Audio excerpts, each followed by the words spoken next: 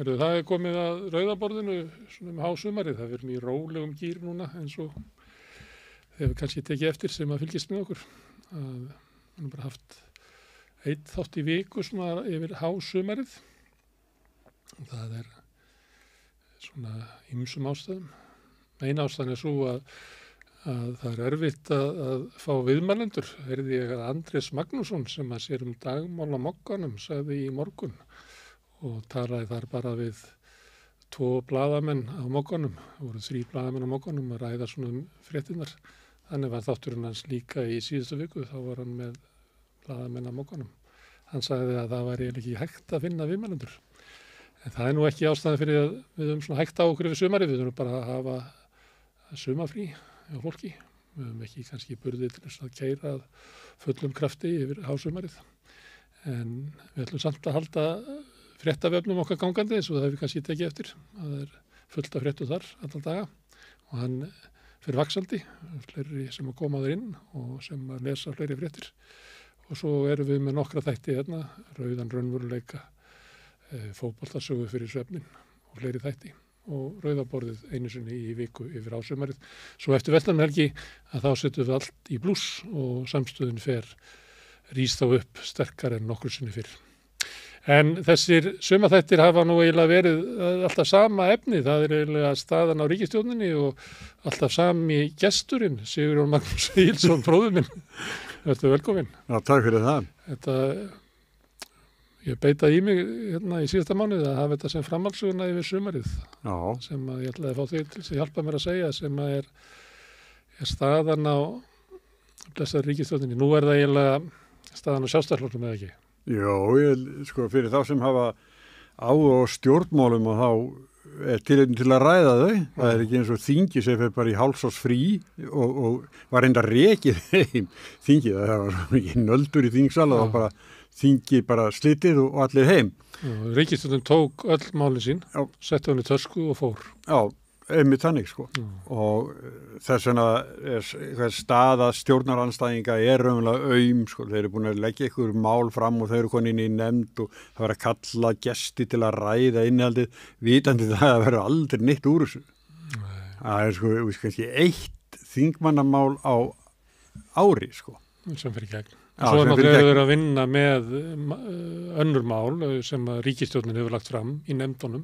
En það sem að gerist þegar þingi slitið, að þá þarf að byrja málið upp á nýtt. Þetta bara svo slönguspili, bara renna aftur á byrjunarreit. Þegar þú varst í þinginu sem, ekki þingmaður, þingfréttamaður, var ekki þá komið fram tillaga að breyta þessu, þannig að mál sem að væri komin til annar og 3.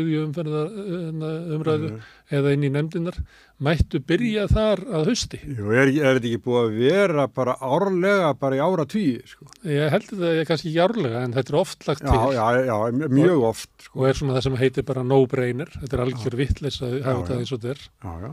En þessi samt svo aldrei breytt. Já, og svo þetta eins og fyrir hinn venjulega þingmann, þá þetta eins og atvinnubóta að vinna að vera þarna, sem sagt, með málið sitt og fá hjálp við að semja kannski frumvarp. Svo stranda flest málin. Já, og það ekki fá ekki ágreiðslu, þeim ekki hafna þessu, þau bara stranda. Nei, ég segi það, þau bara ekki rætt frekar. Þetta svona svipað að vera skipasmíðastöð og svo væri við að smíða skuttóra. En svo að því að við náðum ekki að klára fyrir verslunarhelgi, að þá verðum við bara að byrja upp á nýtt í september. Já. Þetta náttúrulega... Já, þá bara hitt dreigið burtu sem að búa að gera búa að gera kjölin og eitthvað svona. Bara byrja upp á nýtt hérna. Þetta náttúrulega ekki eðlileg vinnubröð. Fyrir einhverju síðan þá var ég að vinna hérna svona ganni mínu skipasmíðastöðarnar sem að voru á Íslandi og hérna Jón Sveinsson sem átti Skipavík, hvað þetta? Stálskip. Nei, í Garðabænum. Já, ég með ekki. Nei, en þeir, hann sagði í viðtali að kvótakerfið hafi drepið skipasmiðjurnar sem voru í Íslandi. Það var Seyðisfirði, Stykkishólmi, Reykjavík, Hafnarfirði, Garðabæ. Að þetta hafi bara drepist með því að það var ekki eins mikið þörf fyrir skip og það ekki nógu mikil til að halda uppi. Það var svona náttúrulega Akureyringar kannski smíðu fleiri skip en allir aðrir. Það fækkaði skipunum Já. og það er alltaf einn stóru kiftu upp innan litlu og smátt og smátt að hurfu bara öll skip úr höfnunum. Einhver tíma þegar við vorum á pressunni, bróðir, þá skrifa ég frétt það að sko sjómenn, það var þetta að selja sko skipi sín í úreldingu og sérstaklega litlu bátana. Það var hérna Eimskisportun í Hafnarfirði, tókum mynd af því, það var alveg 10 plastbáta og sama tíma sko var að vera að smíða hérna, ég trefjum í Hafnarfirði annars þar, var að smíða nýja báta fyrir þess að sömu menn. Ef einhver svo fínt fyrir úreldinguna að þeir bara fóru á nýja bát í staðinn sko.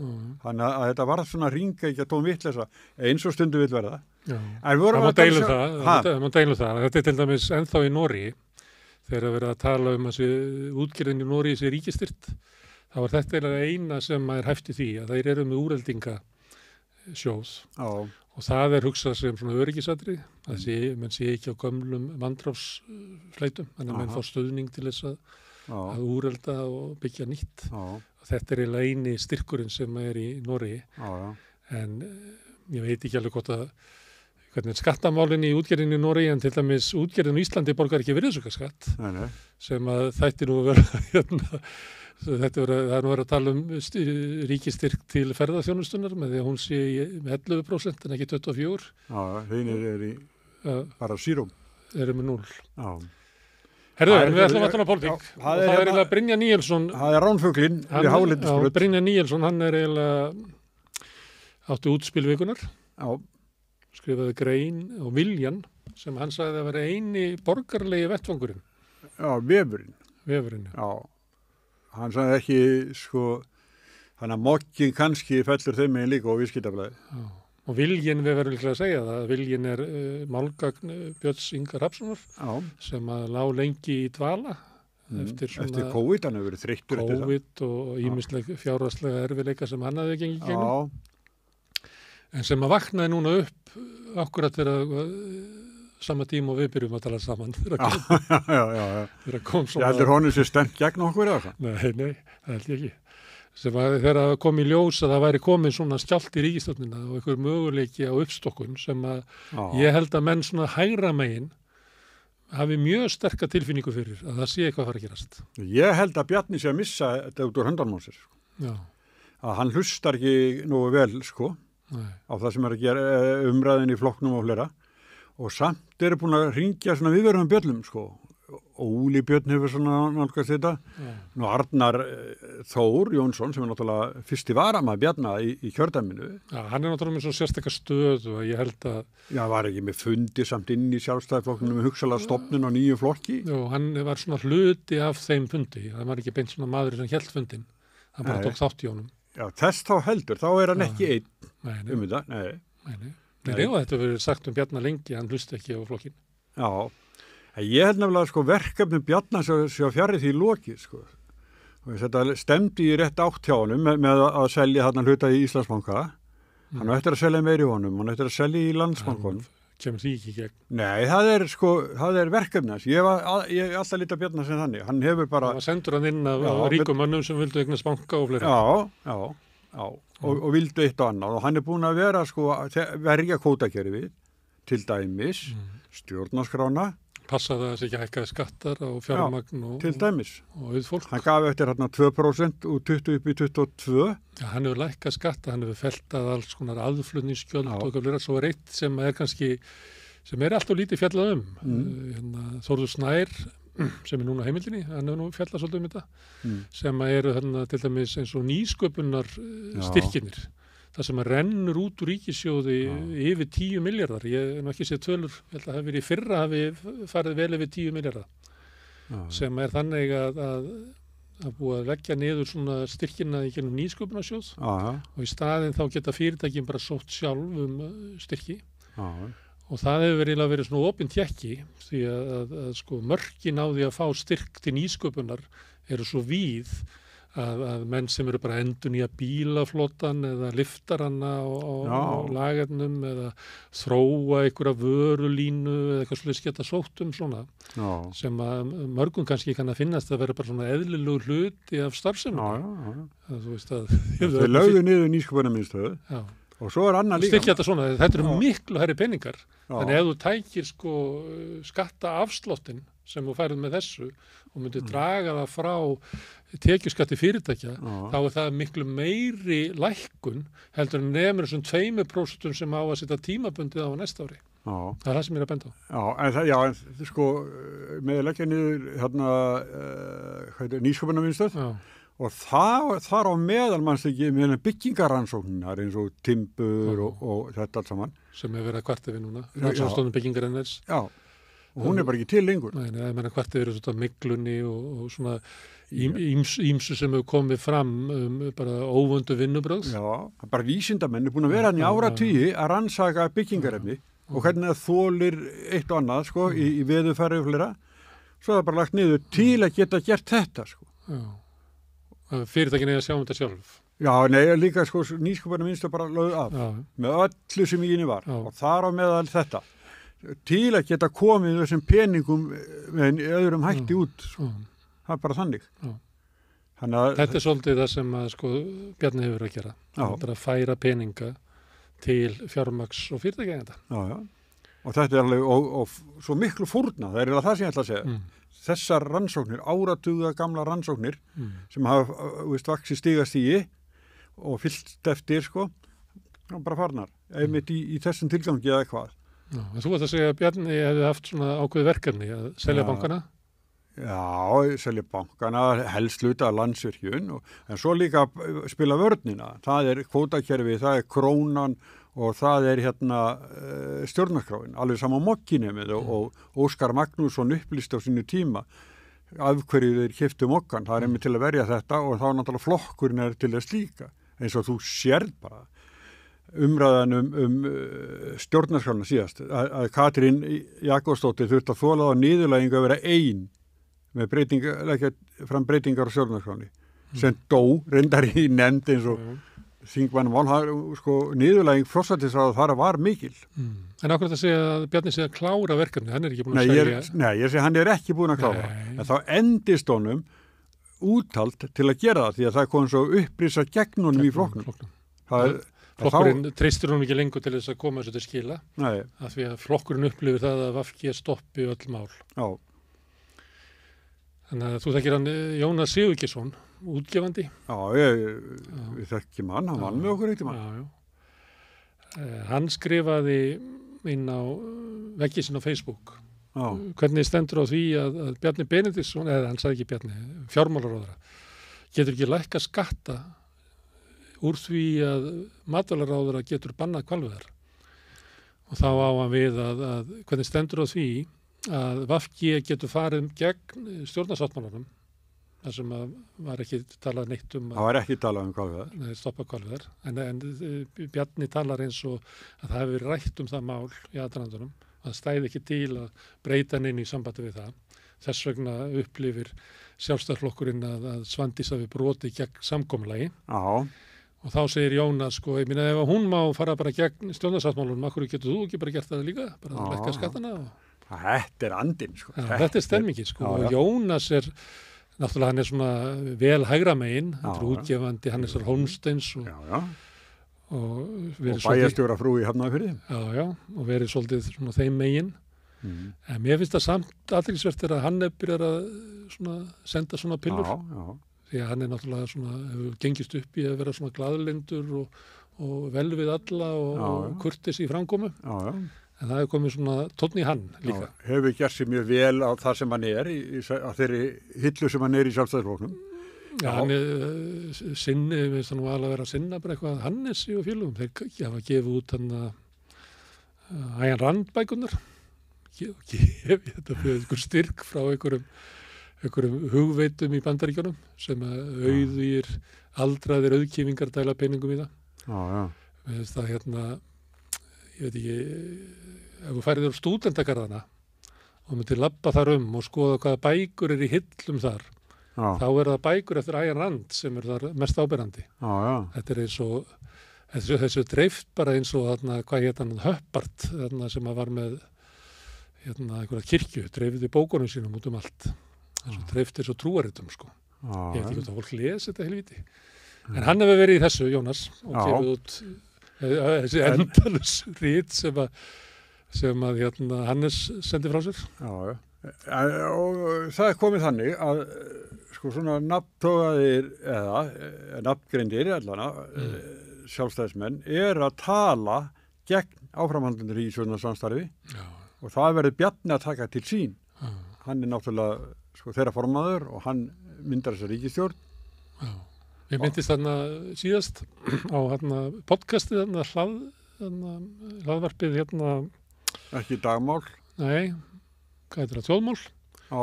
Og svo dagmál alveg eins, sko, þetta eiginlega sama, það bara sömu menninir að tala við hvern land, það bara mismöndi hverju stjórnandi. Þar eru til dæmis Gísli Freyr Valdorsson, fyrirvændi aðstofamaður Hönnu Birnu, sem var dæmdur fyrir að leka viðkvæmum upplýsingum flóttafólk. Já. Og Stefán Einar, sem var skamma tíma formaður VFR. Já. Hefur fengið viðurnefnið siðlausi siðfræðingurinn, það var oft talað um. Já. Og þetta eru menn sem eru harðlínu sjálfstæðismenn og eru kannski svona ég veit ekki hvað lín þetta sko, eitthvað stað svona milli Óla Björns og Hannesar Holmsteins eða eitthvað, ég veit það ekki. Já, það svona Davíðs eitthvað. Já, Davíðs svona, já. Þeir tala bara eins og að ríkið bara sé bara næstu í lífspursmál fyrir sjálfstæðisflokkinn, að þessi ríkisstjórn bara hætti. Já. Akkur ekki bara kosið akkur ekki bara þessar ríkisstjórn bara slitið og kosið þannig að fólk fái bara að kjósa og veita nýrri ríkisstjórn umboð sitt. Þannig tala þeir og sem að sömuleyti náttúrulega rétt mat því að ríkisstjórnin búin að tapa innigni sinni og umboðinu, þú veist, því að það gerist bara þannig, þú fær eitthvað umboði upp á kostningar og svo ferða, svo missur það eitthvað niður, þú getur ekki sótt aftur, sko. Nei. Þannig að svona tala þeir. Já. Og þeir eru konir upp á yfirborðið, margir sko, og að tala um þetta, sem hlýtur að særa Bjarna talsvert og veikjan, en svo framsóknir áttu bara andfanna eitthvað stað og VFG sko, það náttúrulega eins og Kalviðfanni sem kemur núna Katrín, hún samþykti þetta áður en að kynnti til ríkisstjórninni. Já, og ítrekkar það núna ég held að einhver Eyjan eða eitthvað hafi sendt henni spurningar. Það sem hafa spurt hvort hún alveg rétt. Og hún lýsti yfir að hún styddi þetta en það hefði ekki verið hægt að taka aðra ákvörðun eftir að fagráðið sendi frá þessar skýrslu. Já. Og það gerir það náttúrulega næstu ómögulegt fyrir sjálfstæðismennin að vinda ofan að þessu kvalamáli. Þannig að vertíðin búin nema þau sprengir ríkisstjórnina. Já. En varðandi Bjarna þegar við erum að tala um þessi talað svona að ríkisstjórnin sé gagnslaus. Bjarni hefur ekki skilað sjálfstæðisflokknum fylgi. Nei, hann á 4-5 verstu kosningaútkomu flokksins. En það sem hann svarar þá á móti að við höfum verið við völd alveg frá 2013 og það hef ég gert að því ég svo klókur stjórnmálamaður að mér tekst að semja okkur inn í ríkisstjórn og það sem við höfum verið ráðandi. Ég veit ekki hvort að það sé rétt með ríkisstjórnina 2013-16 en ég held að svo ríkisstjórn hafi ekkert gert sem var í andstöðu við sjálfstæðisflokkinn. Hann náttúrulega stýrði ríkisstjórnina þess að stuttu sinni og svo hefur hann náttúrulega verið ráðandi sjálfstæðisflokkurinn, alltaf það upplifun vinstri fólks að í öllum málum hefur þessi ríkisstjórn verið eiginlega með sömu stefnu og bara ríkisstjórn Framsóknarflokksins og Sjálfstæðisflokksins 91 til 97, nei 2007. En núna þegar menn segja að við komum ekkert á okkar málum í gegnum þessa ríkisstjórn, þá vörn Bjarna að þótt hann skil ekki fylgi og skilja hann völdum og að okkar stefna eins og mannst ekki þetta ræðinni á landsfundunum sem var samþykkt hér á landsfundi að ég næði því í gegn. En núna allt í hennu segja sjálfstæðismenn þú nærð því ekki í gegn. Við náum engu í gegn. Nei. Og þar með vörn Bjarna farin. Þessi alveg, alveg sko. En ég held enginn einsamall, Bjarni alls ekki. Ég held að þetta svona auðvaldið á bakviðan, það ekki að það slepp honum. Nei. Vil ég frekar hafa Bjarna heldur en að hafa einhvern á þessum rökum, ef að Ríkisstjórn hún verður bara hún verður sprengt, segir að sér og þá næri Bjarni aftur með einhverjum öðrum til að halda áfram þeirri vegferð sem hann var sendur í. Þá þarf hann að mynda ríkisstjórn en ekki fara í kosningar. Já, það er það. Því að áhættan hann sprengja ríkisstjórnina og svo myndi Kristof Frostadóttir eða ykkur aðra ríkisstjórn eftir kosningar og Sjálfstæðisflokkur fari í 4 ár í stjórnarandstöðu. Þessi menn sem að þú ert að segja bakki upp Bjarna, þeir eru ekki ánægðir með það. Þeir vilja vera við völd alla daga ásins. Alltaf, já. En Bjarni er alltaf búin að sitja við völd síðan 2013. Já. Hann er búin að ráðandi í íslensku samfélagi síðan 2013. 10 ár. Já. Og hér horfum við upp á verri stöðu efnahagsmála, hann er efnahagsmálaráðherra, horfum við upp á erfiðari stöðu í efnahagsmálum heldur en nokkur nágrannaþjóð. Já, en þeir hins vegar, það er eitt sem að því að fréttir geta verið svo skrýtnar að lánshæfis fyrirtækin voru að gefa mat og færðu tvö þeirra færðu Ísland úr því að vera stöðugur yfir jákvæður sem að þýðir að þú getur unnið upp flokk. Málið eins og að flokkur sem Ísland er í Norðurlöndin eru öll bara í þreföldu A en Ísland er þarna eitthvað í A+, og leiðin er A+,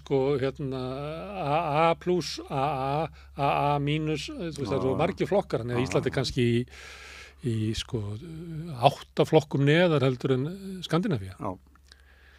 En þetta er aldrei fjallað þetta þegar það var sagt frá þessu, það er bara sagt eitthvað svona stórkostlu sigur að Ísland færist upp og svo þegar maður les út af hverju er það að ferða upp, það er út af gríðarlegu gjaldeyris innstreymi út af ferðamönnum. Ferðamönnum komnir aftur og það voru jákvæðri staða og það er meiri tekjur til ríkissjóðs, þannig hallin á ríkissjóði minnkar. Annars verður út af túrismannum, út af þenslunni og út af verðbólgunni, af því að hérna megin í ríkissjóði ertu með tekjurnar og þær rísa upp í verðbólgunni. Hérna megin ertu útgjöldin og þau eru ákveðnum fjárlögum og þau rísa ekki sjálfkrafa. Þannig að meðan að verðbólgan er og þegar hún fer vaxandi að þá batnar staða ríkissjóðs. Meint staða. En á móti kemur að með því að laga þetta ekki í takt við verðbólguna að þá viðheldur sem við getum kallað sveltistefnu og vanrækslu á innviðum og grunnkerfum samfélagsins. Það er bara fínt fyrir Sjálfstæðisflokkinn, af því hann ætlar hvort sem er að lemja þetta niður, því hann vill enga við þetta eða hann vill ekki þetta vaxi. Og það síðast sem heyrist frá formanni Framsóknarflokksins, eða hvað er þetta bara tilkynning á bíla, að samgönguáætlunin hans, hún er sett í pappírstætarann. Það er bara búið að stoppa malbyggun á árinu til dæmi, sem er alveg galið, Það er hlutill eins og Kringlumýrarbrautinni í rigningu, það er bara svipa og vera keyra skip á móti norðan roki, Þetta er alveg ótrúlegs vaxelgur sem er stórhættulegt, en hér er bara búið að stoppa malbygguna ef við höfum ekki efna á henni. Þetta er allt svona einhvern veginn, Þú nefnir hann, Sigurð Inga. Það var í síðustu viku, þá var lagt inn í samráðsgáttina hvítbók húsnæðismál.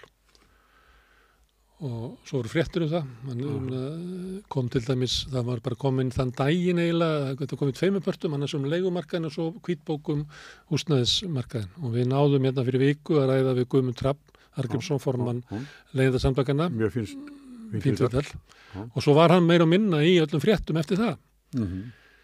Og svo kom í fréttunum, hérna Guðmundur Hrafn segir þetta og leigjendur náttúrulega hundóanað með þetta og ekki náðist í innviðaráðherra. Og ég sagði, hann er að leggja fram hvítbók húsnæðisstefnuna sem er eiginlega mest aðkallandi vandamál í íslensku samfélagi. Og hann er að koma lausninnar, þetta er 15 ára áætlun stefna og 5 ára aðgerðaráætlun sem er náttúrulega lögð inn til umræðu. En hann mætir ekki í fjölmiðla til þess að ræða málið, heldur látur gagnrýni til sína ummynda. Þetta finnst mér nú benda til þess að það sé eitthvað bara veikstaða. Bara meðvitundarleysi. Já, þetta er veit sem er að fjármálaráðuneytið sem stjórnar þessu. heldur hann sé búin að gefast upp og vil ekki kynna enn eina áallunina sem að Bjarni sé í neyfið. Ég var grunnan og er alltaf með sömu glærunar, sko. Svo stutt á milli glærufunda hjá honum, sko, hefur verið. Að ég grunum að þetta sé bara alltaf sömu glærunar. Hann nennir ekki alveg búið til nýjar, alls saman hvað hann er fjall. Hann er alltaf með einhverja svona flugveldasýningar sem að engin mann svo hvað var, sko. Og hann var nú að klippa einhverja brú, ekki? Var ekki einhver borðaklipping? Skára að vera það nú. Já, nei, þetta er alveg satt, sko. Þetta er uppgjöfin þetta mikil, eitthvað sem á að vera hans hjartansmál, hans helsta mál. Já, bara lykilatriði í gagnvart samfélaginu. Við birtum á samstöðinni, þar sem að leigjendasamtökin höfðu spurt afstöðu almennings til, var spurt, finnst þér ríkisstjórnin hafa staðið sér vel við húsnæðisuppbyggingu? Og það voru 5% sem fannst það. Og svo bara allir eru íviknaði þetta meiliti inn að fannst það standa sér ekki. En Sigurður Ingi Jóhannsson, og ég held að það verið 7% sem sögðu já. Og það var það sem að bætist við framsóknarmenn sem geta bara ekki sagt nei, sko. Þannig hann fær aðeins meira. Og þetta er náttúrulega staða, þetta er eitt mest aðkallandi mál í samfélaginu og þú ert að leiða það og þú verður að finna lausn á þessu og eins og hann spilar þetta, hann vil tengja saman ólíka aðila og þannig að þetta er náttúrulega rosalega svona viðkvæmt svona samskiptalegt mál að þú leggur fram hvítbókinu þarna og mætir ekki það finnst mér vera bara að benda til eitthvað annarkvort er hann búin að gefast upp á ríkisstjórninni og sér enga tilgang í þessu eða málaflokknum eða pólitíkinni eða hann er leiðin út næri sig gegn, það er bara eitthvað þannig. Það veit að þetta er döðadömt. Eða hvað ég á að halda? Ég veit ekki, ég veist þetta bara mjög undarlegt, sko. Er það enn Sjálfstæðisflokkurinn? Já, og Bjarni. Það spurningin er þá, er svo mikill órói inn í Sjálfstæðisflokknum að sé viljið til þess að skipta út forystu? Já, ég held að hljóta að vera mjög víða. Það er kannski ekki bara einhugur það, en það hlýtur að vera viljið fólks, já. Bjarni er orðin svolítið þreyttur, sko. Ef maður lesa sem að Brynjar skrifaði, og Brynjar er örgulega að reyna orða, þú veist, á óanægi sem hann heyrir, sko. Þú veist, hann situr ekkert heim og hugsa þetta, sko. Hann er bara að reyna einhvern veginn að... Fréttaskýring frekar en Já, svona fleita bara í gegnum sig óanæginni, hann er að reyna að vera rödd inn á óanægum. Og hann segir einhvern veginn að það verði núna eftir Vesturmælgi, eins og maður skilur þetta, að þá verði að láta svona sverfa til stáls í ríkisstjórninni og það séu eiginlega 3 kostir. Bara gerist ekki neitt og Sjálfstæðisflokkurinn flýtur þessi síðustu 2 árin að kosningum og mun þá fá afhróð í kosningum fyrir að hafa svikið allt sem hann lofaði og allt sem hann stemdi að. Hinn kosturinn er að þröngva VG og Framsókn. Það er annar kostur. Já, ég veit með 3. Það er að bara búa til eins og nýjan stjórnarsáttmála. Það sem að kemur fram að hvalveiði verði leyfðar, flóttafólki verði bannað að koma til Íslands, skattarlækkaðir á auðfólk, virkjað hver einasta spræna og eitthvað svona. Ég veit ekki alveg hvað þessi kallar að byggja Svo er 3. kosturinn að ríkisstjórnin verði sprengt. Það er? Að ríkisstjórnin verði sprengt. Já. Þetta er svona stillir Brynjar þessu upp og er ábyggilega að lýsa og ég var að vitna í Gísla Frey og Stefán Einar og þeir sem tala alveg eins. Að það er bara verið að koma í ljós núna. Annarkoð þarf að breyta ríkisstjórninni eða sprengja það. Og þá, gagnvart Bjarna, að þá lítur þetta þannig út að ef að þú tekur valkostinn að gera ekki neitt, að þá lítur það uppreistin að snúast á gegn forystu Sjálfstæðisflokksins, ekki Svandísi Svansdóttur. Ekki? Það lítur að vera. Það er bara annað ómögulegt. Það er nú farið mjög lítið fyrir Bjarna á þessu sumri. Eflaust bara á vindsængi einhvers staðar. Nei, hann fór að labba á fjall. Hann kemur fram í viðtalinu hann af Gísla Frey. Hann var að koma á einhverju fjalli. Koma á fjöllungallinn, sko. Já, það er fínt, sko. Það er fínt sport. Það er hinsar hugan svolítið. En hann hefur ekkert gert neitt í pólitík eftir það, ekki sem við vitum, ekki sem við sjáum. Kannski er hann að reyna að lægja öldurnar eitthvað í flokknum, ég veit það ekki. Mér fannst það. Hann var að vera, það sem að mér fannst athyglisverðast í þessu samtali var að Gísli Freyr spyr hann var nú ekki mjög ágengur spyrill að vera að segjast. En hann spyr hann hvort það verði ekki einhverja afleiðingar varðandi ákvörðun Svandísar sem að sko Sjálfstæðisflokknum fór mjög illa í þingflokkin og Sjálfstæðisflokkur upplifið það að það sé bara brot á samkomulega flokkana. Það átti ekki að breyta þessu. Og þá segir hann að það hafa orðið afleiðingar. Býtu, hver eru þær? Já, það bara eitthvað óanægja og eitthvað svona og bara lýst þá yfir að sé orðið trúnaðabrestur á milli Svandísar og Ég las þetta bara inn á xd.is í morgun, sko. Viðtalið við Bjarna. Það er þetta líka, sko. Já. Ok, og hverjir eru afleiðingarna þá? Alltaf það bara allt sem að Svandís leggur fram hérna í frá mun Sjálfstæðisflokkur vera á móti, eitthvað svoleiðis. Það hefur farið eitthvað svona asnaskap. Ég kann ekki því að svo er hann spurður og ég meina en verði ekki meiri afleiðingar, segir Gísli eitthvað. Og þá segir Bjarni, þú hefur séð afleiðingar, það hafa komið fram. Það verði ekki frekar afleiðingar, sem er þá spurningin, við munum ekki leiða til þess að við springjum ríkisstjórnina. Nei, afleiðingar komna fram. Og hverjar? Það sem ég á svo erum með að skilja. Og hann ekki þráspurður þarna? Nei, hann var ekki þráspurður í þessu viðtali. Nei. En það er eftir okkur að geta í það, sko. Það sem ég las í morgun, að þá er hann svona að tala á sömu nótum, sko. Já. En það er ekkit... Var ekki bara vitna í þetta spjall? Nei, það getur vel verið. Já. Það hafi verið bara hluta því. Já, það var ein svona fréttin á xd.is, eða hvað það heitir í aðeim. Þjóðarsjóðinn. Já, svo er það nú eitt af málið. Þú nefndir, þetta er lykilatriði til þess að Bjarni geti náð að einkavæða Landsvirkjun. Þá verður hann að koma á þjóðarsjóði. Því það er skref í áttina. Og þú setur upp þjóðarsjóð og svo gengur frá arðgreiðslum ríkisins inn í þjóðarsjóðin með einhverju þeim hætti að það mætti líta á þetta sem svona auðlindagjald. Og þá segiru, skipti það nokkru máli hver á Landsvirkjun ef að sko arðurinn á auðlindinni kemur hvort sem er inn í þjóðarsjóðin. Ef ekki bara einkavæða Landsvirkjun. Þetta er planið að spjalla. Já. Sem að ég held að hann þurfa að hafa talsveit fyrir að koma í gegn og jafnvel líka í sínum eigin flokki. Að selja Landsvirkjun? Já. Nú, hver er á móti því? Ég veist þetta svona almenni kjósandi Sjálfstæðisflokksins, ekki auðvaldi þarna á baki. En svona hinn venni er svona sko sjálfstæðismenn í það í samfélaginu, bara fólk sem er bara launafólk og er að lifa sínu lífi, að Landsvirkjun er svolítið heilög á ég að segja. Það voru mjög fáir sem að svöruðu bankasýslunni þegar hún spurði áður en að bankarnir voru seldir, hvort þú vildir með eignarhaldið. Það voru mjög fáir sem að sögðu að þetta veri í einkaeigu og það er svo fáir að það eru ábyggilega margir inn í Sjálfstæðisflokknum sem hefðu ekki viljað selja bankana. Já. En hann seldi það samt. Já, allt og snemmt að fara í þetta, allt og snemmt. Já. Hann selur svo líka eitt, að taka ákveðnum þetta Smári, en svo að forklúðraði svona eins og þetta. Hvernig er þetta hægt? Þú ert í heilugu stríði þegar tilgangur er helgar meðalið, þetta er það. Já. Sko það að við séum að selja bankan, við erum að fá bankan, fær menn bara til þess að gleyma öllu, sko. Það er bara stemming á gólfinu. Já. Við erum að loksis að fá bankan, Bjarni er að koma með bankan. Gleymum því ekki að mannst ekki eftir Þorláksmessupartíinu. Jú, Ásmundarsal. Já, út af hverju var það partí.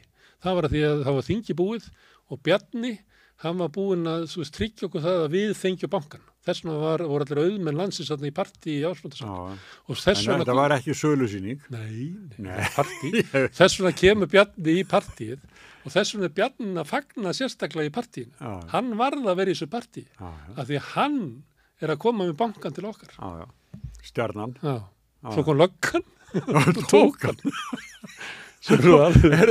Og dómsmálaráðherra hringdi tvisvar á aðfangadag í lögreglustjórann, fyrst hátti og svo bara rétt fyrir klukkan 6 á var Áslaug Arna enn að nekluðu hvernig að koma sér út úr þessu.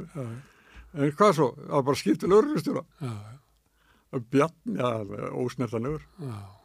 Það var margir fórna miklu til þess að verja hann. Já, það er það.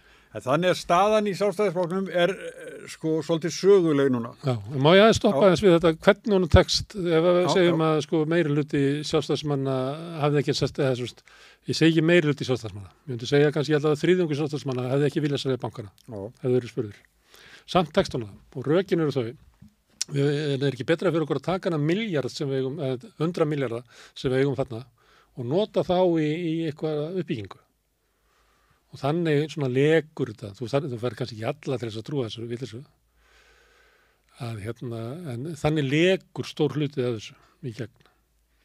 Og þegar ef honum tekst að búa til þjóðarsjóðin, fá Framsókn og VG einhvern veginn til þess að halda þjóðarsjóðurinn séum eitthvað allt annað en hann er. Og þá mun hann koma fram og segja, já, hérna eigum við sko 600 milljarða í Landsvirkjun. Er ekki bara að losa það og byggja grunnskóla eða eitthvað? Þau er byggja, það er sveitarfélagin. Já, eða eitthvað. Já, ég veit, já. Eða tvöfaldabrú yfir einhver á. Já, eða bara brú heim til þín. Já, það er ekki. Jó, yfir gósið. Það býr bara til eitthvað slagur. Yfir gósið. Já, hver og einn tekur það til sín. Núna ætlar að reyna að koma út restinni af Íslandsbanka. Þeir líta á þetta sér svona vandamál. Já, því að þeir fá ekki stuðningan og þinginu til að selja restina sem er 42%. Og þess að það vita allir að hann ætla bara að selja vinnu sínum. Og þá er núna komin, og hann er byrjað að orða þetta sjálfur, og Sigmundur Davíð sem er svona hægra megin í Sjálfstæðisflokkinn, hann hefur tekið undir þetta, sem er að bara taka hlutabréfin og dreifa þeim til almennings, sem er svona aðferðin sem var notuð í Rússlandi og var eiginlega forseta fyrir því ólíkarkarnir gátu komið og ríksugað upp allt raslið, sko. Og hefur verið gert hérna í svona útboði. Já, FBA. Já, Fjárfestingarbanki atvinnulífsins. Var ekki Búnaðarbankunni seinna, eða Arion eða kaupt, nei, ég veit ekki. Það var það svona, ég held að maður þurfti að kaupa þar, maður fekk svona kennitölu. Já, reynda, maður fekk ekki sendt heim. En maður hafði kaup rétt. Nú er að tala um það, til þess að losna við þessi 42%. Því að þeir sjá fram á að þeir komið sér ekki í gegnum þingið. Það er enginn sem að vill taka þátt í því að halda þessi rugli áfram, sko. Og þá talaður inn í almenninga við bara gefum ykkur peningana, þetta eru, þú veist, svona mikils virði og það þýðir að hver fær eitthvað svona mikið og vantar ekki alla 25 skall eitthvað. Svo dreifaður þessu bara út og svo koma enga rættin og allt fólki og reynsar þetta upp. Og ástæðan fyrir því að þeim liggur svona mikið á að gera þetta, að þeir eru byrjað að ræða þetta, er að það stóð til að Kvika og Íslandsbanki myndi sameinast.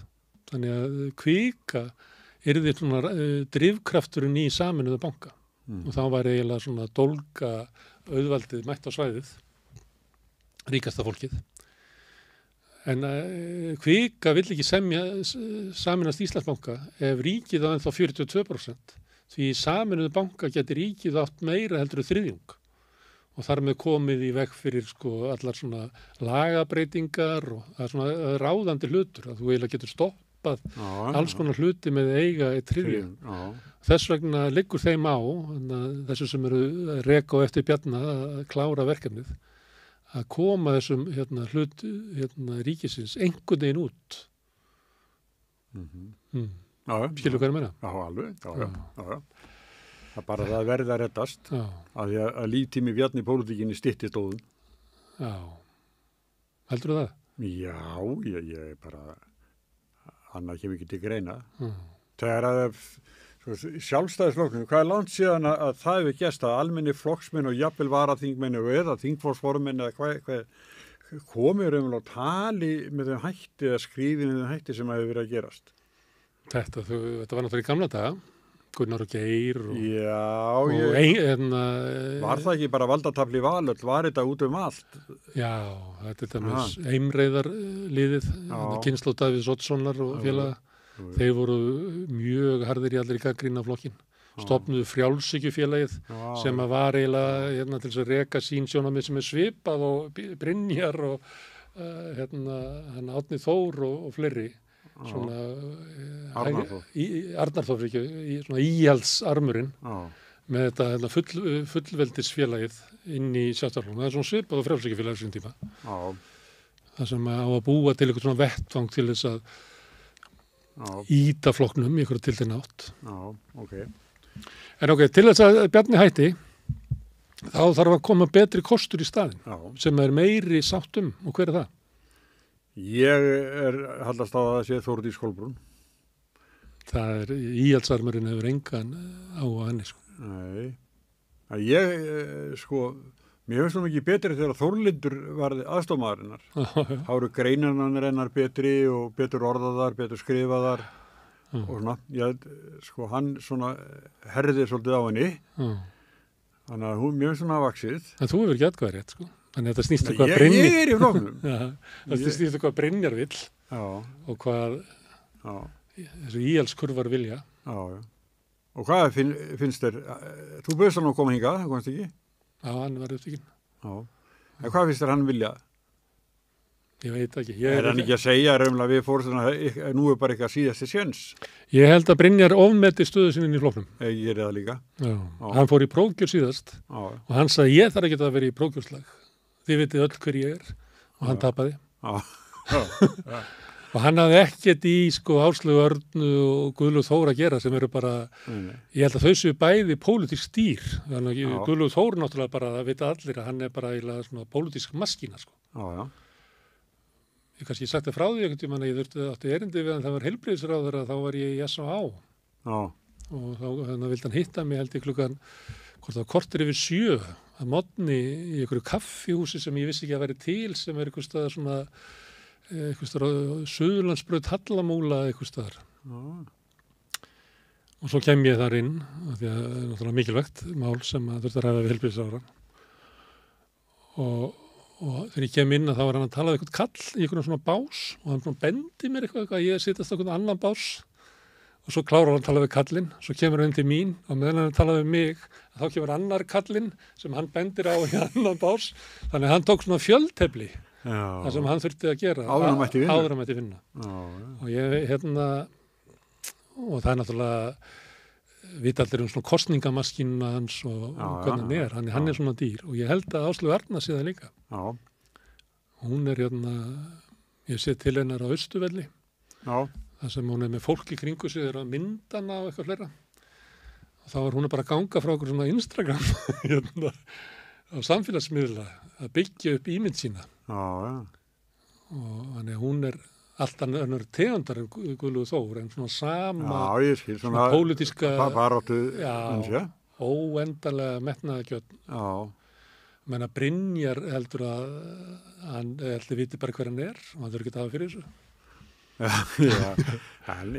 en Brynjar náttúrulega að við veit ekki mynda á hann í þinginu að spila Tetris þingforseti hann er forsetastóli þannig að við vitum alveg hver hann er hann er búin að þegar ég var á þingarásinu og hann var í forsetastóli þá var hans mér þetta alveg óbúslega spenna sofnar hann eða hendur hann í vakandi hann var alltaf að sofna þannig að en hann er með svona einhverja hirði í kringu sig ég kíkja stundum inn á síðuna á Facebook og þá er náttúrulega þeir sem er að læka eru náttúrulega 96% kallar svona á hans aldri hann ætti að vera í miðflokknum er hann ekki þetta er eiginlega þannig En ég las eftir daginn og skrifaði það, hann vill fá bar í Alþingishúsið, ekki bar, heldur bari og bara í hvert horn.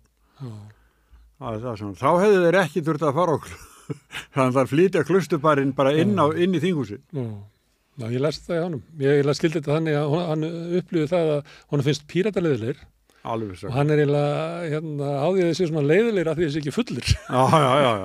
Sem að ég veit ekki hvað er gáðilegt í honum. Nei, en það er sama. Hann skrifa sína skoðunabrýnjar, þetta er ekki brandarakefni í honum.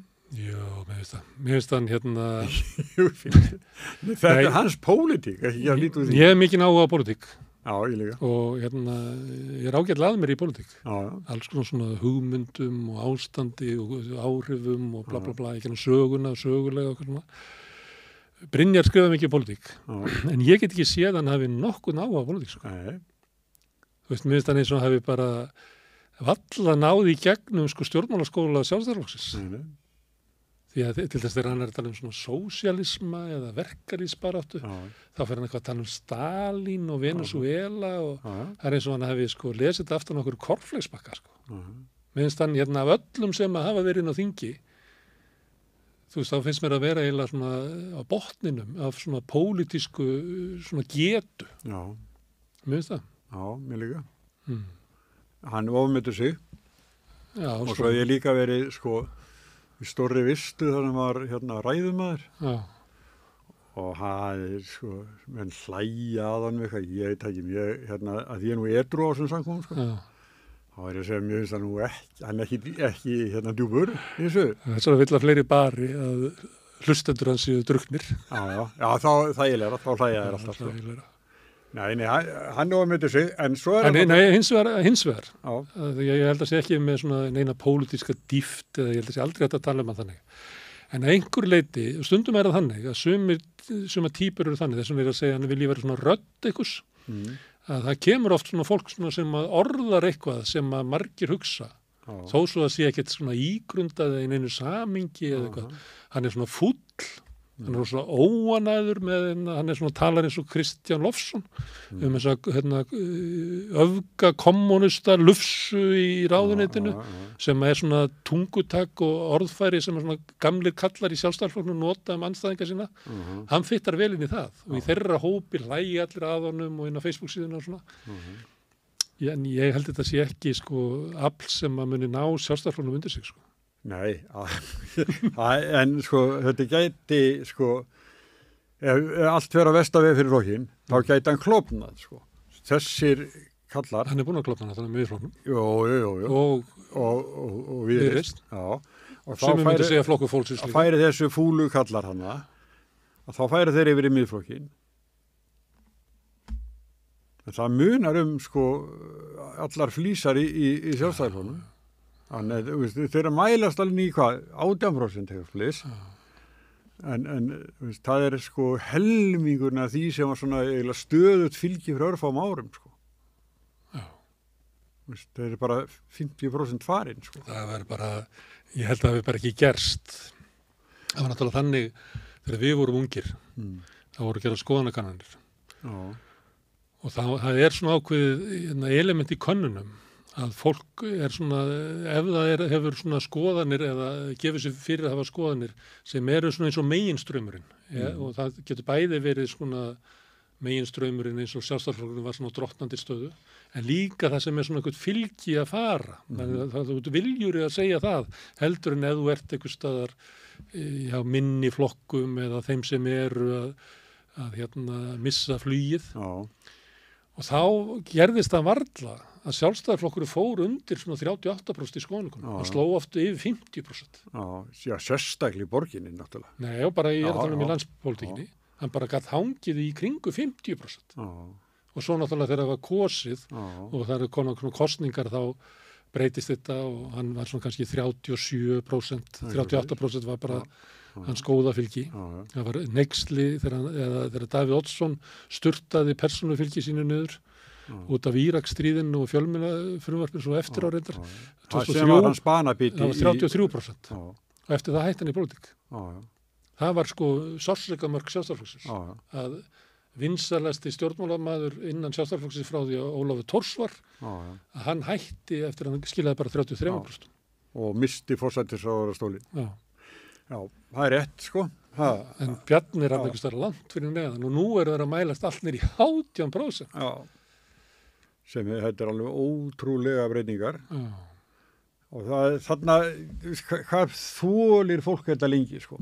En að þú varst að tala um skoðanakannanar, þá var kom einu sinni eitt svar sko, svaraði svona eldri frú og já, hún vildi taka þá til skoðanakönni og hvaða flokk myndið þú kjósa ef þingkosningar farið fram nú. Þá sagði hún, sjálfstæðisflokkin, maðurinn mín kýs sjálfstæðisflokkin svo ég gerir það líka. Og svo spurði hinn og við hvað starra maðurinn, hann skipstjóri, en það er skjóðikatriði, er frúin, að því að maðurinn er kaus alltaf sjálfstæðisflokkin, þá verður bara gerir hún það bara líka. En ég finn það, ég er útgefandi að heimi best. Ég finn sko, þetta gamall áskrifastokkur. Áskrifundastokkur og það eru áskrifundur að deyja sko. Já, ég fekk til dæmis bara dána vottor núna í pósti sko, einu sem er dáinn og ég held að sé sama að gera þess með mokkan. Þú sér það bara og tekur lestra kannan. Það er að skilja inn dána vottor til þess að losna? Nei, þetta er eina skildi sem ég feikið það. Nei, það er bara, svona, fólk tekur það bara misalvarlega sko og hérna ég held að það sé samankerast með Moggan að áskrifundarnir meðalaldur þeirra svolítið hár og það svona deyja sko eða geti ekki lesið og þetta allt saman og samar að gerast með flokkin sko þetta ekki nútímalegt þessi flokkur nei og Moggin að Davís skrifa bæti einhvern ennir að lesa ég skoða þetta eitthvað um daginn að þú tekur lesendur Moggas í dag á milli hvað það 18 og 49 sem ofta ekki að það minna heldur þegar við vorum á pressunni Moggin minna afl í íslensku samfélagi í dag ef þú tekur sko fólk undir miðjum aldri og þá er það ekki miðjum aldri þú veist meðalaldurinn eitthvað 33-4 ár svona 18-49 hugsa sér nýstlukynslóð þá Moggin bara með kannski 80% af því afli sem við höfðum þegar vorum á pressunni sem var sko jaðarmiðl en flottur já, mjög flottur það er náttúrulega skemmtustu miðlandir eru þar en að því að það tala svona dána á á áskriftarlista þegar ég byrjaði í blaðamennsku þá var ég slísast í það var að sækja með vini mínum sem vildi vera blaðamaður þannig ég var svona sótt með honum og við fórum og ákveðum að sækjum á NT sem okkur fannst vera svona veikasti miðillin og þurfti mestur hjálp að halda sem var ábyggilega rétti okkur og ég mani alveg eftir þessu þetta löng saga, ég get settir hann alla en þegar við komum fyrst inn, þetta var upp í Ármúla og svona húsin eru þannig að svona hálfir stigar upp, svona stigapallur á móti þannig þegar við komum bara inn í stigagangin þá Helgi P. sem var þá nýtekin við sem ritstjórið eftir Ráku Magnús Ólafsson að labba upp stigan og alveg skelfdur einhvern veginn í framan og öðrum megin við hann sem ég lærið setna var framkvæmdastjóri platsins og hinum megin dreifingarstjóri og ég sé bara það bara eins og væri að koma Var ég Kitty Fimbo? Nei, hann kom setna þegar Framsóknarflokkur tók þetta yfir þá kom hann þetta voru einhverju menn sem Magnús hafi ráðið þarna inn svo lærið ég það setna hvað þetta samtal hafi verið þá var dreifingarstjórin að segja honum að það væri sko stór hluti áskriftar að vera látin og sá sem hafi verið látin lengst hafi dáið í Vestmannaeyjum fyrir gos þannig þeir eru aldrei sko hendnin út já, þetta var áskriftarblokki sem tóku við þannig þeir heldur að vera að fá svona marga áskrifandur en það voru raunverulega sko það voru bara örfáir þeirra ennþá lifandi þannig að kannski ekki ég veit að Moggin hendi nú fólki út af áskriftarlista Heimi best nánar svona, en eitthvað endurnýjaðist, þannig að þegar með þættin á Hringbraut, að þá komu yfirleitt alltaf einhverjir, sko, ekkert margir, en einu sinni var slatti, sko, en það svona. Þetta er svona barátta, heldur ekki inn í dauðu fólki, það dánu fólki á mann og segja. Ég held að íslensku fróðleikur, þjóðlegu fróðleikur er eftir að rísa upp aftur. Já, ég líka. Þess að myndi ég halda í Heimi best. Já, sko Heimi best, það er bara, sko, eins og bara minjasöfnin, sko. Þannig bara safna saman sögum, sko, af fólki, sko. Þjóðlífina. Og margar hana sem að segja reyna sögur, stutta, mjög stutta. Ég fékk frá afkomendur Steingríms Matthíasar Jökulssonar. Hann var læknir, hann ferðast mjög víða. Og hann fór til Vesturheims og þar var Gunnar bróðir hans og þeir fóru hana mjög víða og hittu marga Íslendinga og hana og ég svona var byrta kapla og kapla en sagan ekki nærið í búi núna og svo var ég að hlusta á Illuga Jökulsson og þá var hann að lesa aðra ferðasögu eftir Steingrím Matthíasson og sagði bara að það sem hann segir frá bara svo mikil svirði en þetta til þess að þetta liggur bara í tölvunni á mér núna og hluti hefur komið í Heimi best. Þetta alveg rétt sko, þetta mjög merkilegt fyrirbæri og það þarf að varðveita þetta. Það er málið. Þannig að nú. Ég held að þessi samengið í íslensku bókmyndum, það eru þjóðlegu fróðleikur. Það er þráður sem liggur allt aftur til Íslendingasagna og inn í nútímann. En við ræðum það kannski seinna. Við höfum að tala um pólitíkina. Já, pólitíkin, já.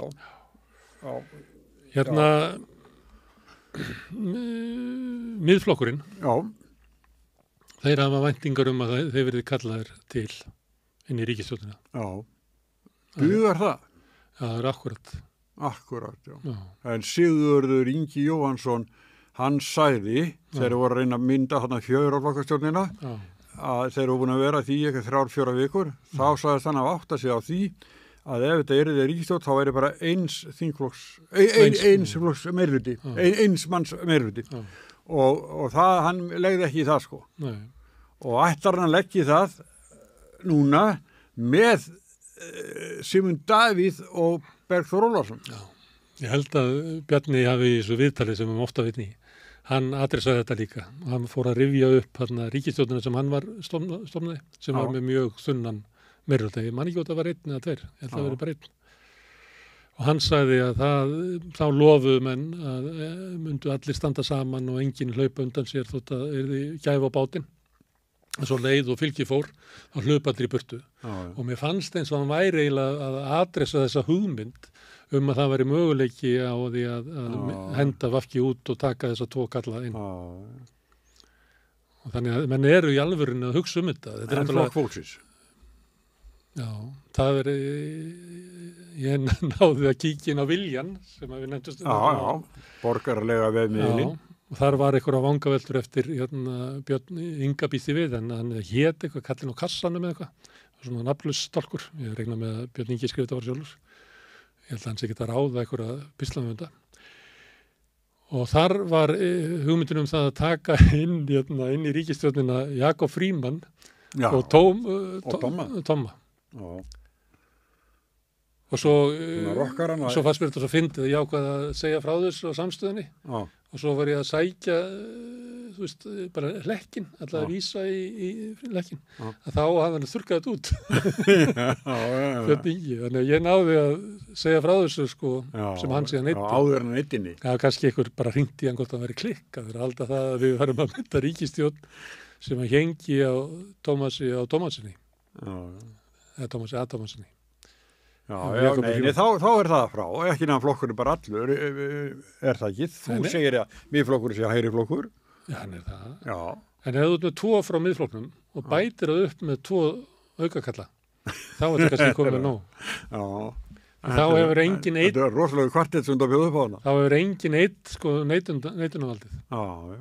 En svona var náttúrulega miðflokkurinn til, það bættust við þarna menn úr flokki fólksins. Já. Fóru þarna yfir hann sem er lögga núna, sýslumaður í... Já, Karl Gauti. Já. Ólafur Íslaus, hann fór yfir eða ekki? Jú. Og voru það fleiri eða? Nei, það voru bara þeir 2. Það voru þeir 2, hann sem voru á Klausturbarnum. Sem voru þó penastir allra, sko. Já. Þeir sögðu aldrei í líkingu við Gunnar Braga og þá, sko. Og hennar sem er núna, Bergþór. Bergþór, hann var ekki hérna. Var hann ekki? Jú. Hann var hann með, ég ætla ekki að fara að eftir, sko. Já, ég er ekki að fara eftir. Konu sem að, ég fyrir ekki lengur út í það, sko. Nei. Hann var ekki þessi sem presturinn sem að fór svo yfir í Sjálfstæðisflokkinn. Nei, Birgir Andrésson. Nei, Birgir ekki, en ekki Andrésson. Nei. Þórheinsson. Birgir Andrésson. Það sem hjartaninn kæra sér tungunni tamasla því svona. Já, hann er... Hann var ekki hann. Nei, hann var ekki á Klausturbarnum. Ég man þegar við hittum þá í Múlakafi. Já, en hann, sem var að fyndi með hann var ekki á Klausturbarnum og svo verður náttúrulega mál í Klausturbarnum og hann svona lætur þetta yfir sig ganga. Hann var nú reyndar eitthvað held ég að... Hann vildi boða til bara flokksfundar, sko, út af þessu máli. Já. Og er í kosin í fórusta. Já, en það var ekki gert. Nei. En hann ákveður að fara í kosningar með þessum mönnum aftur. Já. Og svo er búið að kjósa og hann fer inn á þing. Þá var hann nóboðið. Þá gat hann ekki verið lengur með þessum mönnum. Já. Guðfræðingurinn, sko. Þetta var ekki alveg nógu siðlegt, sko. Nei. Hann blekkti mjög marga, 1000 fólks sem hann blekkti. Já. Hann sleppur aldrei undan þessu. Já, það var bara á kosninganótt sveiki kjósaðursina. Já. Ef að, sko, hitt alltaf annað, ef að slæri brínu milli fólks bara á miðju kjörtímabili eitthvað og... Eins og gerði þarna, þá náðu það hætti miðflóknum, sko. Hann átti ekki að fara í framboð með þeim. auðvitað, já. Já. Já, hann blekti, Já, já, sem er ljótt. En hann situr í þingflóknum. já, Já, já. Og hann er ástæðan fyrir því að Sjálfstæðisflokk og Framsóknarflokk þeim vantar bara 2. Annars vantaði 3, sko. Hann er komin yfir. já. En þá væri hann kortir í miðflóknum og þá auðsóttur þangað. En heldur að þetta sé óveikt að það sé ekki hægt að veðja á 1,5 ár í ríkisstjórn sem að hangir á mönnum eins og Sigmundi Davíð? Nei, það er bara, manstu hérna áður fyrir með Stefán Valgeirsson, sko. Já. Hann kom ekki inn í ríkisstjórnina, hann fekk bara eitthvað, ég man ekki hvað það var. Það var að stuðnismæður ríkisstjórnar Steingríms Hermannssonar. Fekk eitthvað Já, hann svona var- formensku í byggðastofnunni eða eitthvað. Já, hann var sko, manstu, hann var með klofningsframbóð. Já, ég er að reyna að muna hvað hann fekk, sko. Hvað það var, já. hann hafði verið, Nei, já, voru ekki þessi sjóðir hérna sem já, að svo, hann fekk eitthvað sjóð, sko, já, eitthvað sem að voru kallað sko skursasjóðir eitthvað. Það var eitthvað svona. sem enduði í Frangatas, Nei, rétti bara í, FBA, fjárfestingabanka atvinnulífsins, já, fóru þar allir inn. já, þessi En döð, já, hagræðingasjóðurinn og Þeir sögðu að Stefán hefði haft fylgi í héraði með því að hann fylgdist vel með, já, þannig að þegar hann vissi að það var verið að afgreiða einhverja lánveitingu til einhverja rækju útgerðar í Landsbankanum, þá var hann alltaf undan að ringja já, og ringdi alltaf og Sæll segir, vinur. ég hef búin að redda þessu. fyrir Já. þig." herðu, þetta er tryggt, eitthvað svona, já, hann hafði þetta orð á sér. Já. En, Þannig að eignar sér, hann skammaði sín ekki fyrir fyrirgreiðslu, kjördæma pott og fyrirgreiðslu, heldur eignaði sér meira heldur en að hann átti. ég heyrði þá sögur, sko, að Lárus Jónsson, sem var fyrsti þingmaður Sjálfstæðisflokksins þá í kjördæminu, Já, hann segir svona, já, hann Guðmundur ykkur að það, ég hef búin að tryggja þarna framlengi og þessu víxli sem er hann alveg lífandi að drepa, sko. já, Þá rauk inn í síman, sætt Guðmundur, Stefán Valgeirsson hérna, heyrðu, ég fór bara í þetta máli. Það var eitthvað svona. já, já. Já, svo ringdi Lárus og Stefán var hann að ringi þig. Já, en þannig er það geta fengið eitthvað svona, eitthvað Ok. Stefáns breyk, sko. Það var svo Tommy og Jakob. Já.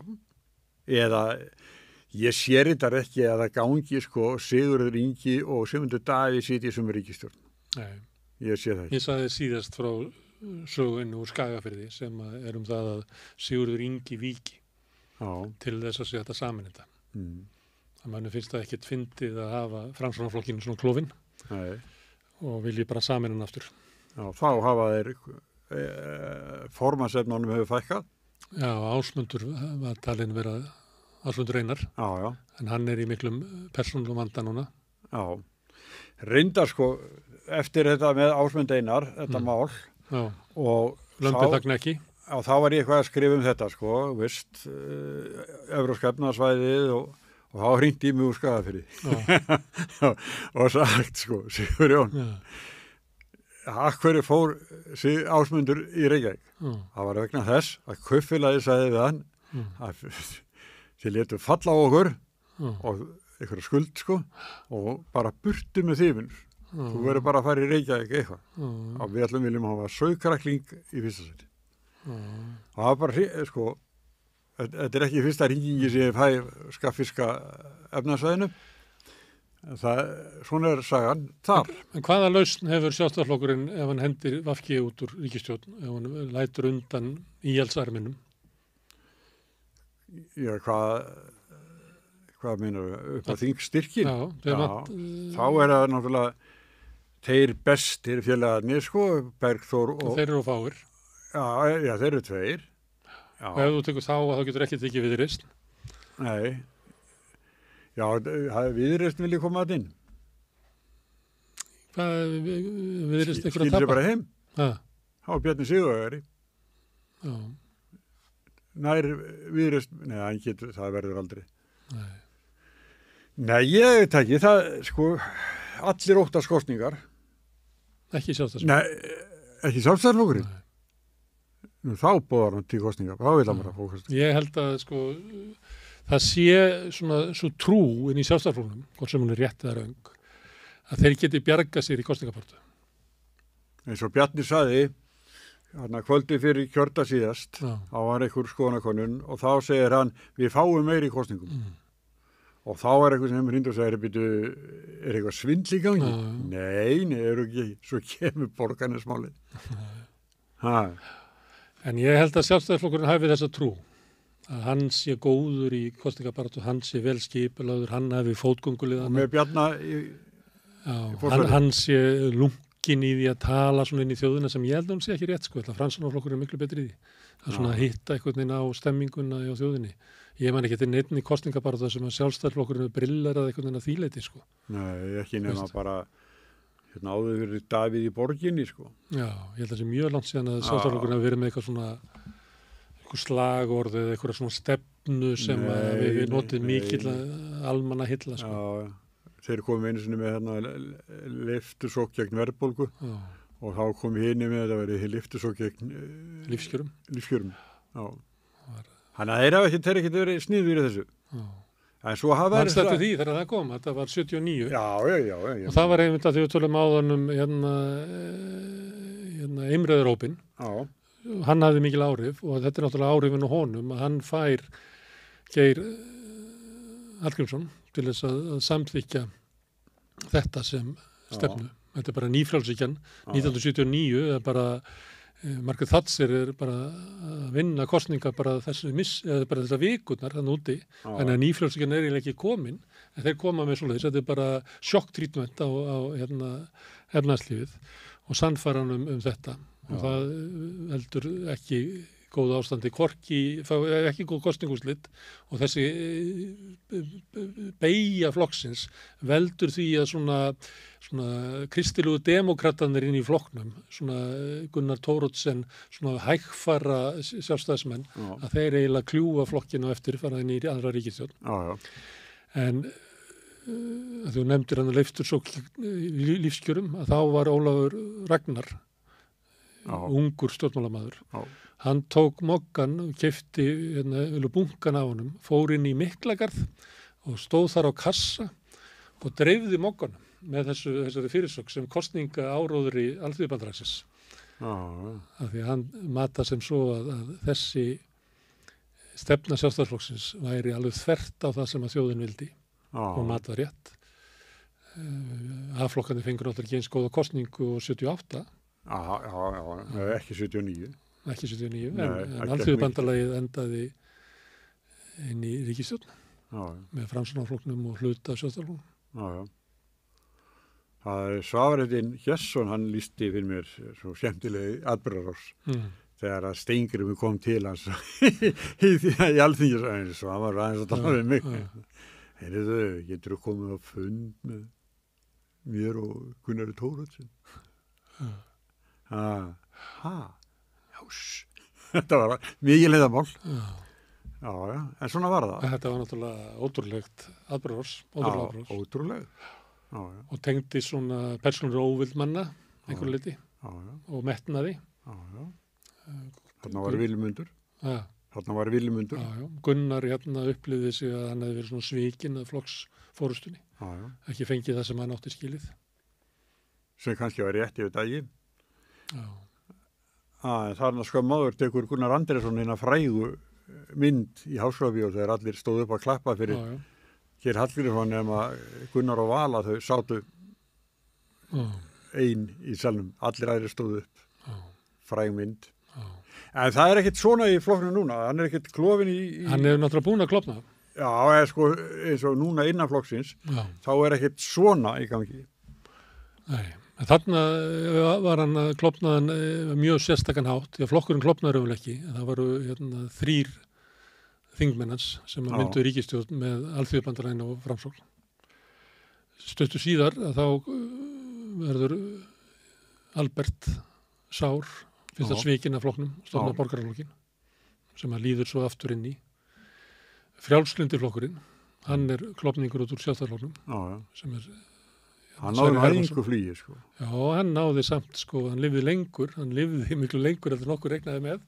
Hann keyrði á óréttlæti kvótakerfisins og komst inn á þing og meiri segður að Sverrir var hættur og menn héldu hann myndi deyja, þá náði Addi Gauti flög inn og þá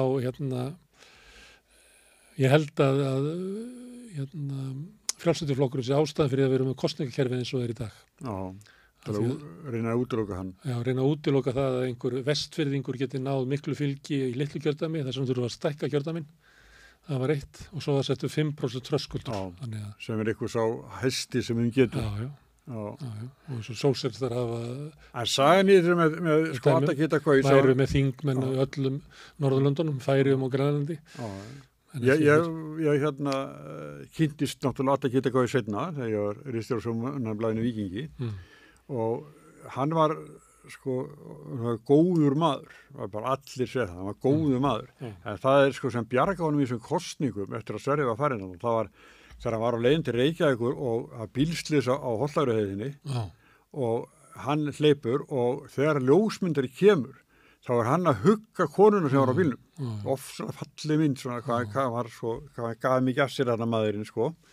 Og það bara sko var kosningarsigur. Ég átti ekki að kaup og var það með Sigurjón Þórðarsson sem ennir þarna, hann var að þingmaður núna í Flokki fólksins og Grétar Mar Jónsson og Jón Magn. Hann kom seinna eða ekki? Já, hann kom seinna og fór svo yfir í Sjálfstæðisflokkin. Já, en ekki hinir. Nei. Ég held ekki. Nei. En þarna var þetta klofið og síðan hérna, er náttúrulega viðreisni klofningur út úr Sjálfstæðisflokkin. Og Flokkur fólksins, þegar hann verið að stofna hann, þá er hann presturinn, Halldór. Já, Holti. Halldór Gunnarsson í Holti. Já, hann var drifkraftur þar á baku. Gamalt sjálfstæðismaður. Þau segja mér fólk sem að tók þátt í stofnun Flokks fólksins að Jón Magnússon hafi líka verið þar, svona til stuðnings.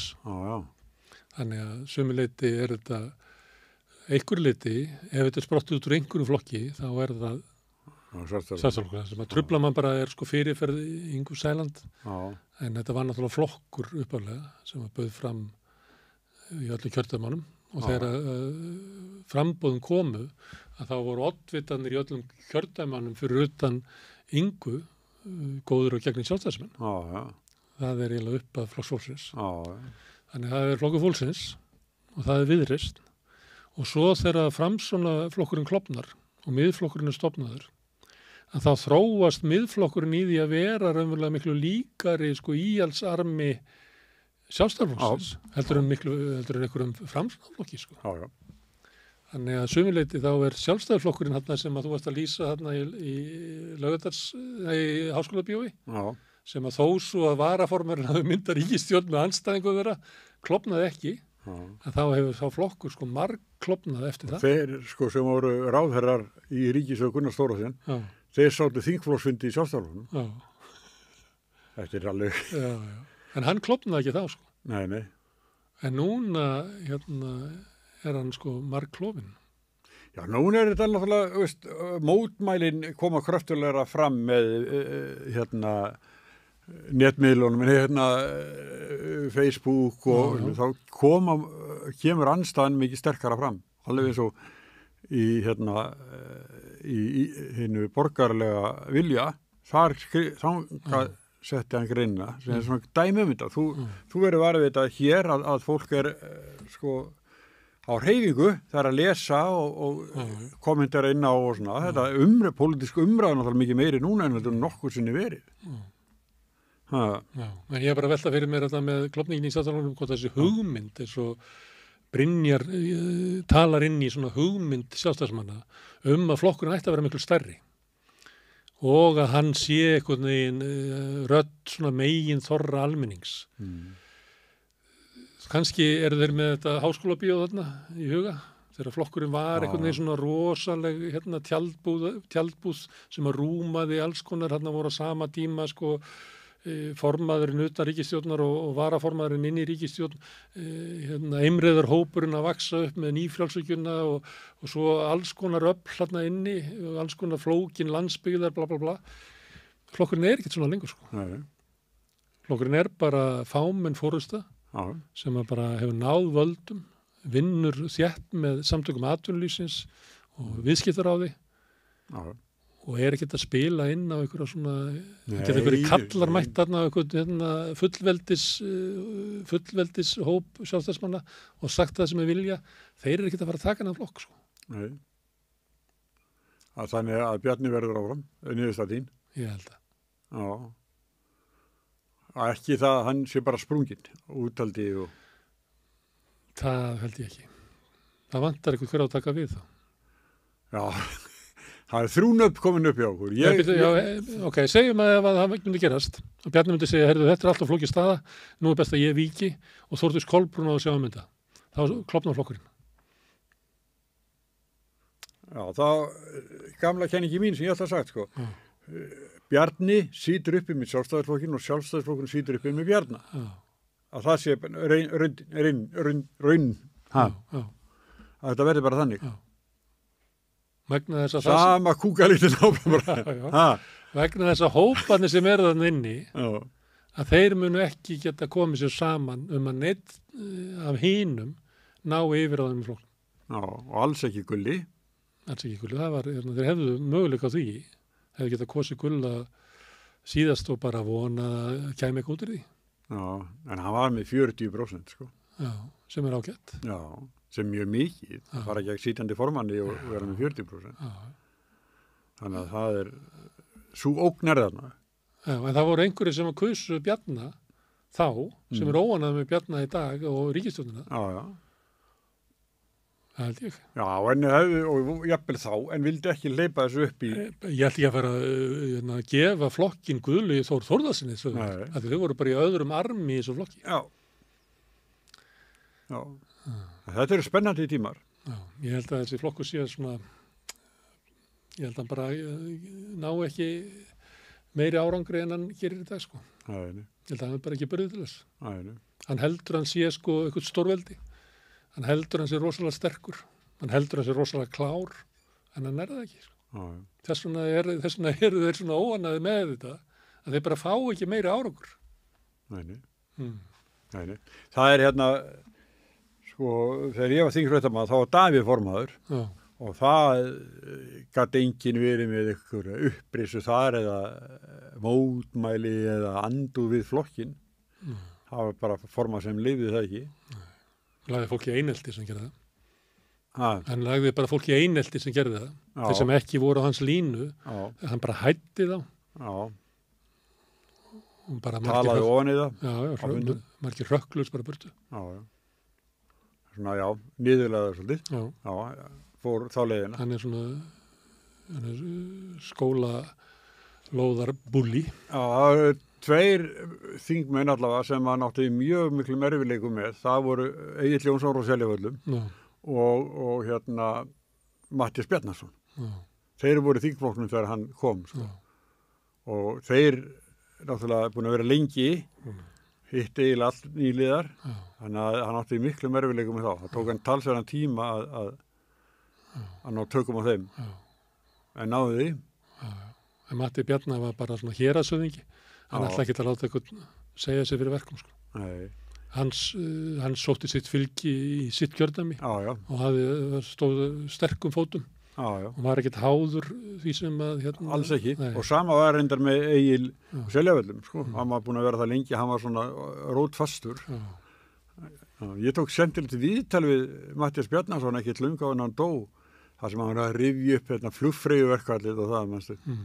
Þannig að þeir eru Vigdísi skrifa á kvennafrídaginn undir. Já. Og Matti hafði sigur. Já.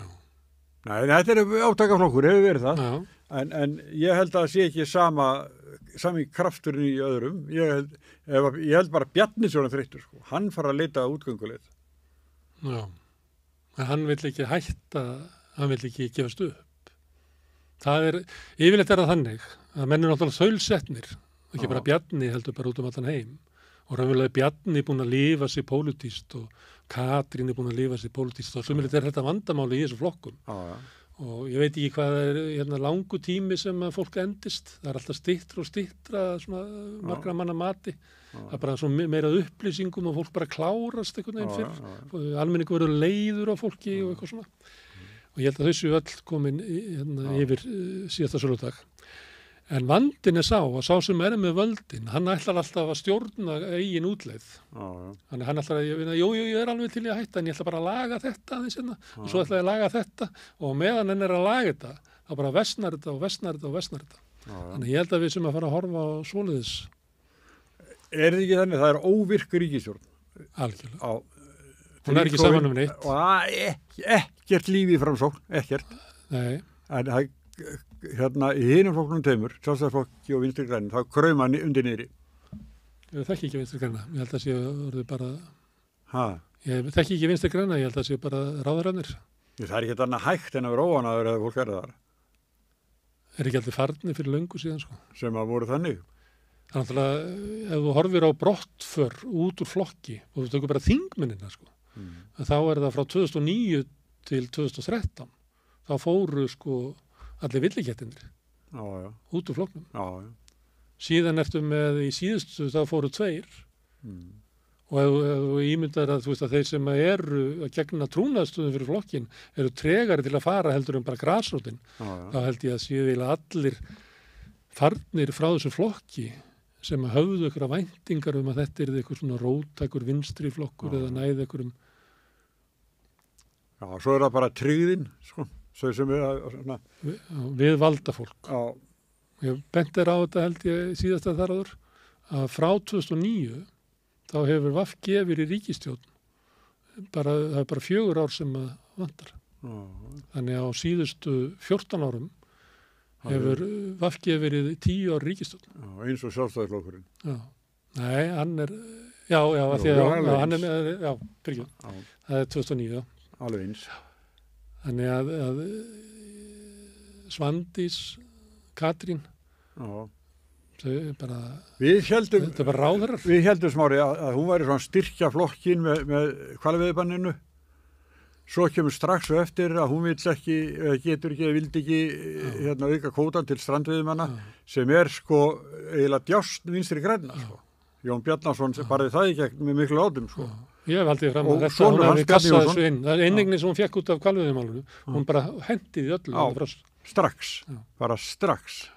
Og Bjarni Jónsson sem er sonur Jóns Bjarnasonar, hann er þingmaður í Norðvesturkjördæmi, hann er á móti hvernig hún fer með strandveiðina og Lilja Rafni sem var á þinginni núna varaþingmaður Bjarni Jónssonar, hún sparar ekkert orðin, hún er alfarið andstæðingur Svandísar í þessu máli. Þannig að þar er erfitt innanborðs, það er bara þannig.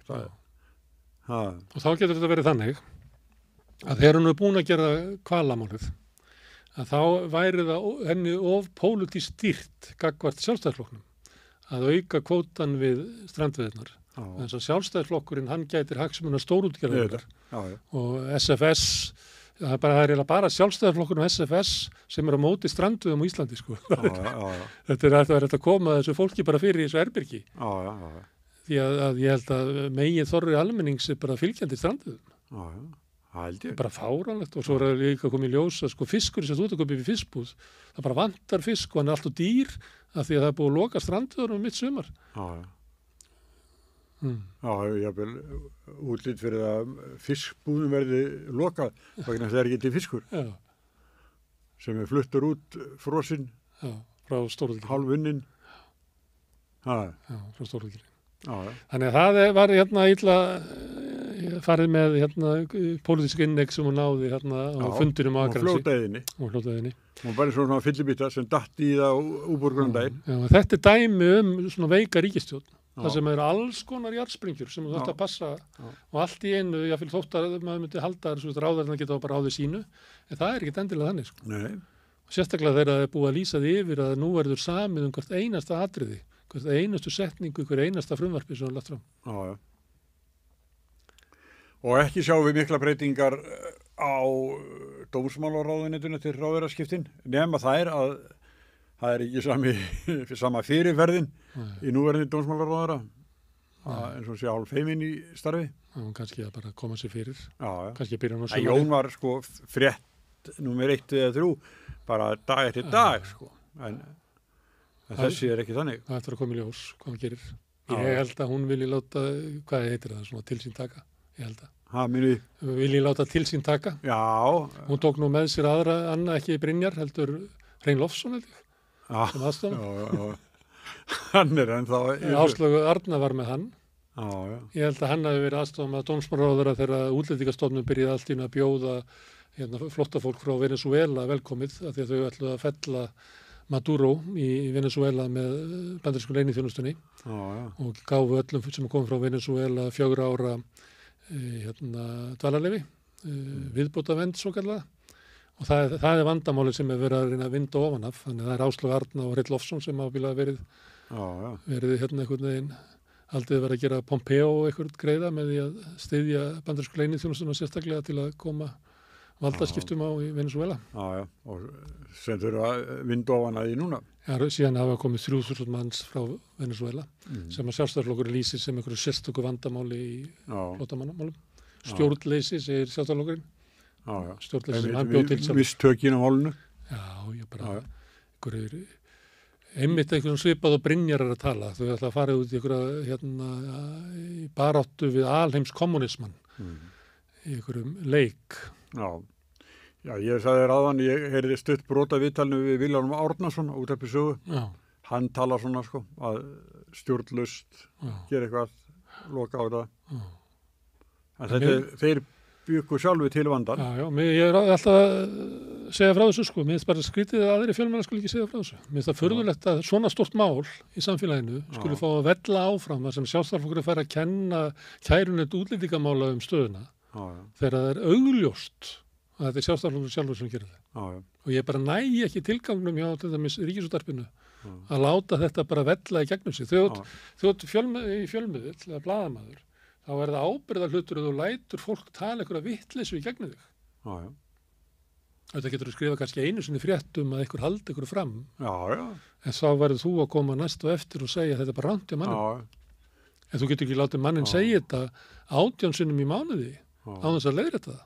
Ég að því ég þurfti að tala svo ofta við hópa þegar við vorum á fréttablaðinu. Og þá er það svona mat á fréttum, þá er ég alltaf með þetta. Atburður er fyrsta frétt eins og gos eða eitthvað. Húsbrennur, eitthvað bara gerist. Það er fyrsta frétt.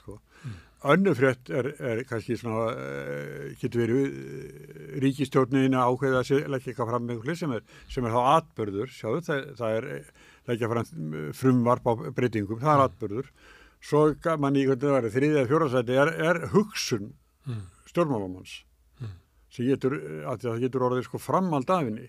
Og ef ykkur kemur svona hugsun eins og Brynjar kemur, og þá þarf að koma framhald á hana. Hvað segja þá aðrir við henni? Það er fínt að birta hana, en þá vantar framhaldið. Hvað er hann að gera, hver er hættan fyrir flokkin og fleira. En þetta má ekki koma bara eins og bara skotfrétt eitthvað. Þetta er meira það. Og verður að setja hann í samhengi. Já. Því að raunverulega er fréttin af ástandi sem að þetta er innlegg inn í. Þannig að innleggið eitt er ekki fréttin. Hann opnaði gluggann og sýnir það er bara slagsmál inni og þá ber fjölmiðlum að fara í málið. Og segja frá samhengi. Og eins hvað þetta er djúpt og hvað eru margir og þetta allt saman. Herðu, ef að segja þetta gott. Já, er það ekki? Það er Verslunarmannahelgin er bara miðjan ágúst. Já, hún er ekki núna. Þannig það er 1 vika eftir. Hún er ekki næstu viku. Nei, það er 1 vika eftir Já. Þannig kannski hittist við stuttu fyrir Verslunarmannahelgina, sjáum til. En nú er það þannig, svo við segjum það nú, svo það sé sagt að þá fáum við ágætis viðbröð á þetta spjall okkar. Jú, ég er svo sem þetta. Já, ég líka, En ég veit ekki hvað fólk endist núna, hvað er búin að vera hálfan dag og gætur svo sem haldið áfram með, ég gera það ekkert. Ég er með svona, því að podcast er svolítið sérstakt fyrirbrigði, sem öðruvísi heldur en útvarp. Því útvarp er svona broadcast, það er svona dreift og er svona átti rætur sínar í þegar analóguru var og það takmörku burðar geta í loftinu og saman með sjónvarpsstöðvar. Þess vegna voru til dæmis svona BBC eða Ríkisútvarpið eða NBC eða eitthvað. Það er alltaf að reyna að halda allri fjölskyldunni í sófanum. Þannig að þú verður með efni sem að 5 ára pilturinn og 92 ára gamla amman einhvern veginn geta saminast svona meir og minna. Þannig að þú ert alltaf að reyna að halda athygli fólks sem kannski ekki að sækjast eftir efninu í sjálfum sér. Aha. Podcast öðru sér því að það kveikir engin á því nema sem er áhuga við að hlusta á það. Aha. Þannig að þú ert laus við það að þú sett með fólk sem hefur ekki áhuga. Og svo er það þannig að svo segir fólki að með þetta aðeins svo langt, þá segir ég alltaf bara, hlusta bara þá þú eru sattur. Þú veist, þú missir ekki af neinu. Nei, ekki vera borða þegar þú orðið sattur. Sko. Já, eða skipta sér niður í þrennt. Já, hlusta bara 20 mínútur. Já. Þú ert ekkert verð settur með að hlusta í 20 mínútur þótt að séu klukkutíma eftir. Nei. Þú ert ímyndað bara hans ekki til. Já, það er ekki endir eins og í bók. Nei. Það er ekki sögur lók. Nei, það er ekki. Þess vegna finn ég ekkert til neinar sektar þótt að við tala lengi. Nei. Og einhvern sem við bræður gaman að hittast. Sömulegis. Herðu, nú slekki ég á upptökunni svo við getum farið að tala hinna bræður okkar. Já. Herðu, kæra þakkir fyrir komuna, Sigurjón, og kæri hlustendur fyrir að stoppa við rauðaborðið, en svo ég sagði áðan að þá yfir ásumarið ætlum við bara að hittast einu sinni í viku á 50 og ég reikna með að við verðum hér aftur í næstu viku á 50. Sjáumst á og góð helgi.